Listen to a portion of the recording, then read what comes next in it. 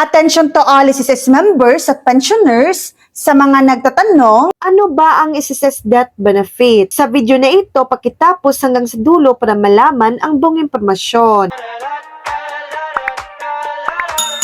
Ang SSS death benefit ay cash benefit na ibinibigay sa mga naiwan ng yumaong miyembro ng SSS. May dalawang klase ito, monthly pension at lump sum amount. Monthly pension, kung ang miyembro ay may nabayarang 36 monthly contributions bago ang semester ng pagkamatay. Makatatanggap ng monthly pension ang kanyang primary beneficiaries. Lump sum benefit, kung hindi umabot sa 36 ang nabayarang monthly contributions bago ang semester ng pagkamatay, makatatanggap naman ng lump sum amount ang primary beneficiaries ng namatay na miyembro. Kung walang primary beneficiaries, ang secondary beneficiary ang tatanggap ng lump sum amount, regardless sa bilang ng kontribusyong nabayaran bago ang semester ng pagkamatay. So yan lang po ang latest update.